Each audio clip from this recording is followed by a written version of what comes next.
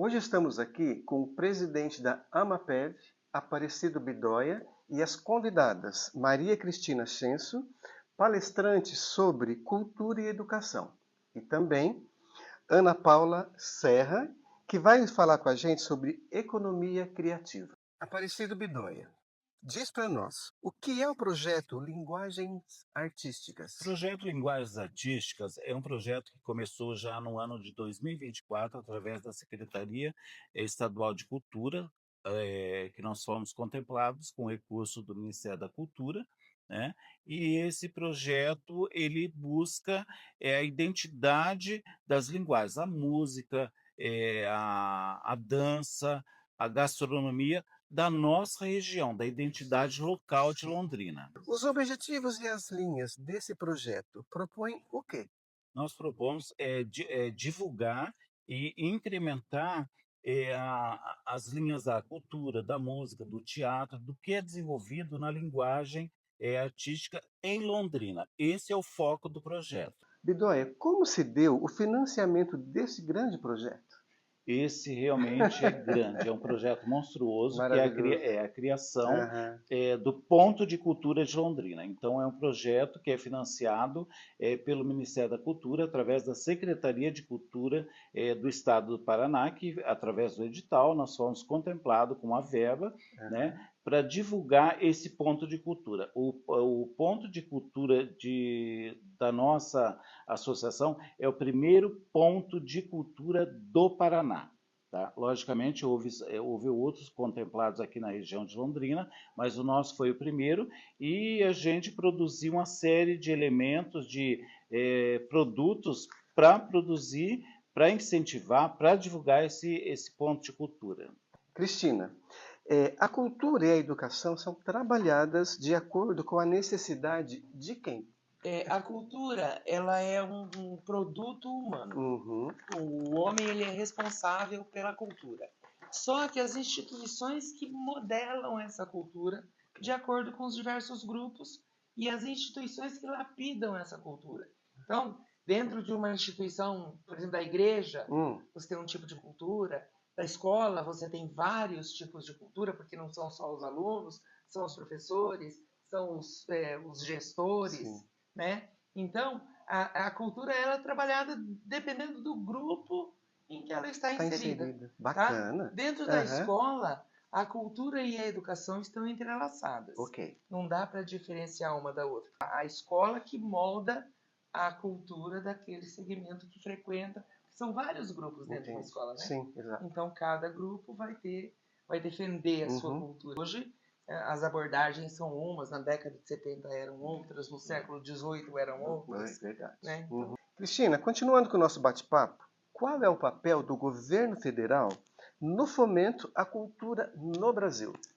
O governo federal é fundamental no fomento à cultura, porque é ele que oferece os recursos, né, para a cultura através das leis Rouanet, que é o fomento direto, Paulo Gustavo e Aldir Blanc, que é o fomento indireto, e a diferença. Na lei Rouanet, o artista, o produtor cultural, ele vai buscar o recurso junto às empresas e essas empresas podem abater uma parte no imposto de renda. Por isso que é um fomento direto. Okay. Quando nós falamos da lei Paulo Gustavo e da lei Aldir Blanc, esses recursos são repassados para os estados e municípios e Distrito Federal, e são eles que vão distribuir os recursos. O produtor do evento cultural, da peça teatral, porque alguma coisa assim. Eventos, né? Sim. É bienal, é feira. Que compõem e que podem utilizar desses recursos. Podem utilizar esses recursos, mas eles não vão buscar direto no governo federal, porque ele tem que ter o controle do repasse de verbas. Isso quer dizer, então, que eles buscam numa empresa e essa empresa... Isso é a lei Rouanet. É a lei Rouanet. Lei Rouanet. Ok. Na lei Paulo Gustavo e na Aldir Blanc, ele vai participar de concorrência, de chamamento público. Né? Entendi. Então, ele não vai lá no governo e pede. Não, ele vai quando ele vai se inscrever e concorrer. Isso, quando é disponibilizado o recurso, ele vai lá e se habilita. Maravilha. E daí ele obtém o recurso via indireta. Não é direto do governo federal. Bidoia, quem participa do debate acerca das políticas culturais a nível internacional. Primeiramente, a gente tem uma situação aí que é da Agenda 2030, né? Que, na verdade, a gente, não é o foco aqui, não é o mote, né? A gente não tem a ideia de como está sendo conduzido isso, mas vem pela ONU, através da Unesco, né? E outros órgãos de agências internacionais. Então, através disso, elas fornecem parâmetros para a movimentação da cultura, né? De acordo com numa escala global, mas cada país, cada continente vai desenvolver aquilo de acordo com a tua realidade. A realidade, maravilha. Agora, o debate entre a inteligência artificial e a cultura está se estruturando de que maneiras? Isso daí, inclusive, a gente vai tomar um pouquinho mais de tempo para poder entender isso. Vamos lá, então. Que não é muito claro, as pessoas não têm muita claridade sobre isso. A inteligência artificial, na verdade, está se falando hoje, só que ela não surgiu hoje, tá? Ela surge na década de 50, no pós-guerra. Tá? E qual é o elemento ou a ferramenta que a inteligência artificial utiliza na década de 50?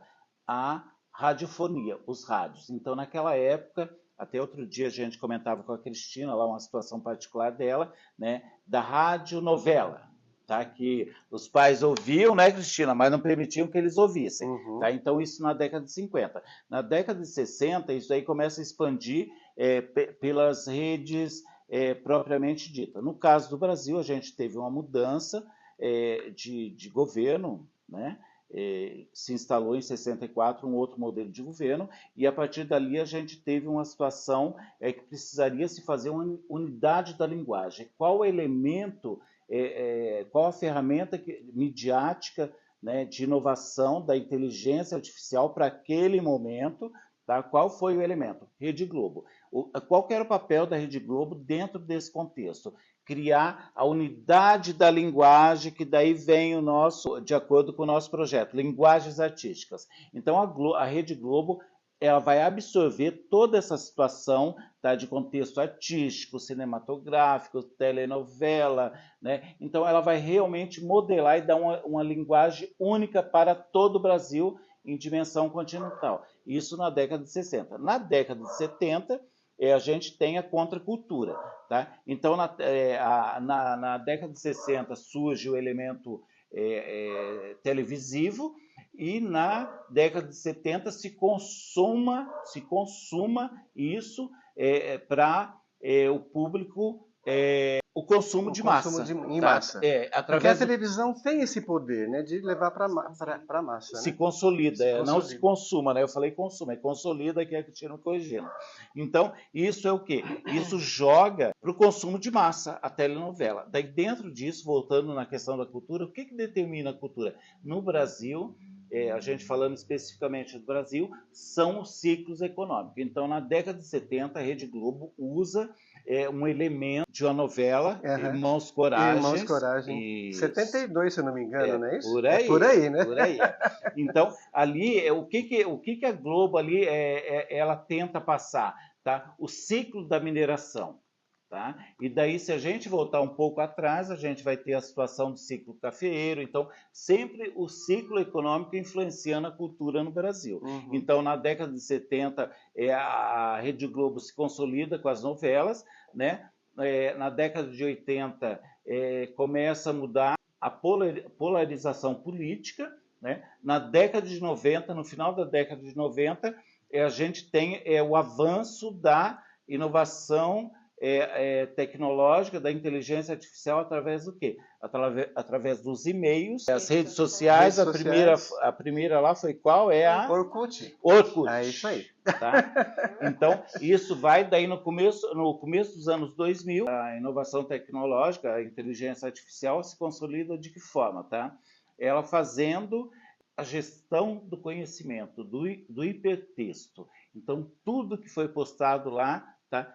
O processo da inovação artificial, ela foi processando isso nas grandes redes, né? E no começo dos anos 2010, a gente tem um avanço das redes sociais, tá? No ano de 2020, a gente tem uma paralisação, que foi a grande pandemia, que ali foi um sinal, prestem atenção, tá? E hoje são cíclicos. Então, se a gente prestar, a cada 20 anos está tendo um processo de inovação. Muito grande, né? Muito grande. Então, o que a gente vai presenciar de agora até 2030 vai ser um boom de informações, de vai inovações revirar e tudo isso. mais. Cido, Bidóia, as questões relacionadas à diversidade cultural se interligam à inteligência artificial de uma maneira que nos interessa? Sim. Ela nos interessa de que forma? Tá? Nós temos que ter a clareza, tá? Que tudo está mudando. Então, muita gente vai ficar fora desse processo, do processo da cultura, do processo econômico. Realmente vai ter muita mudança. Tá? Isso aí não é adivinhação, não é ideologia política ou econômica, vai mudar. Nós estamos muito antenados nisso, nós temos duas estruturas, temos duas diretorias muito fortes, muito antenada no que está acontecendo, e a gente pesquisa tudo no sentido de oferecer o melhor para as pessoas que estão ao nosso redor. Tá? Vai mudar muita coisa e as pessoas não estarão preparadas para isso. A gente precisa ter um pouco mais de cultura, de poder buscar esse conhecimento para se integrar na realidade de hoje, né? Senão a gente fica fora das coisas, Muitas vezes a gente não consegue acompanhar. Acompanhar, porque é tanta informação, não é verdade? Ana Paula, tudo bem? Tudo bem. Explica para nós, Ana, qual o papel da economia criativa? A economia criativa, ela desempenha um papel crucial na nossa sociedade, porque ela transforma o conhecimento, né? Reunindo produtos, assim como a cestaria dos índios caigangues, né? Produtos de artesanato, de crochê. Que abrange o artesanato no geral, assim. No geral, cerâmica, né? Em parte da arte, né? Da ciência, da tecnologia, né? E ela é responsável, a economia criativa, por agregar os valores e aumentar o mercado consumidor, né? Que ele está crescendo cada vez mais e abrindo caminho para novas oportunidades, né? Incentivando a criatividade das pessoas, né? Que hoje em dia é tudo muito tecnológico, muito na mão, né? Tudo muito pronto, e a gente tem que resgatar, né? Essa cultura, a gente tem que resgatar essa parte da criatividade, né? Nós produzimos cultura, né? De uma maneira ou de outra, através da nossa criatividade, né? Então todos nós produzimos a cultura, né? Agora, Ana Paula, os pilares da economia criativa são a sustentabilidade, a inovação e a inclusão e a diversidade. Como se dá isso no contexto geral? Por favor. Sustentabilidade, ela pensa no bem-estar do ser humano, né? Na preservação do meio ambiente, né? Ela baseia a economia em recursos intangíveis, né? Que é aquele que não possui a forma física, né? E que eles se multiplicam, eles não se consomem, né? A inovação são os produtos inovadores mesmo, que estão né? chegando no mercado, que estão de criatividade. Isso. Maravilha. Desde o processo da concepção, né?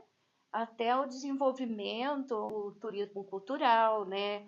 A riqueza do nosso artesanato, que nós temos muita diversidade aqui, né? De raças, de pessoas, né?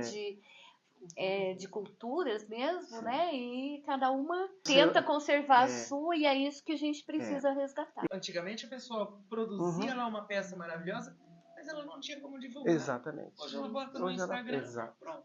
Isso faz uma grande diferença, né? E atinge o mundo inteiro. Qual o caminho de sucesso junto à economia criativa? A criatividade, ela impulsiona a inovação, e a inovação impulsiona as mudanças. Isso. Né? Então, isso é uma das características que mais distingue das indústrias criativas, né? Nelas, a criatividade que tem um papel mais preponderante, né? E a inovação constante do capital intelectual, a criatividade, são termos que elas são cada vez mais recentes, né, nas gestões municipais, estaduais, federal, né? E ela promove, ela cria emprego, gera renda, né? E o desenvolvimento humano também, né? Que é muito importante. Isso. Né? Nos produtos, nos processos, na elaboração dos métodos, né? E juntando tudo isso, com a nossa boa vontade, todo mundo junto, o sucesso vem. Porque a gente trabalha junto, trabalha em conjunto. E eu quero aqui agradecer a todos aqui os convidados que eu trouxe aqui hoje para a gente bater esse grande bate-papo. Aparecido Bidóia, presidente da AMAPEV. Associação Metropolitana de Artesanato Pés Vermelhos. Exatamente. Ana Paula, muito obrigado Cristina, muito obrigado Cido, Bidóia, muito obrigado a vocês e a vocês tudo de bom, sucesso Muito sempre. obrigada. Agradecemos a oportunidade também. Obrigado, eu que agradeço. Que bom.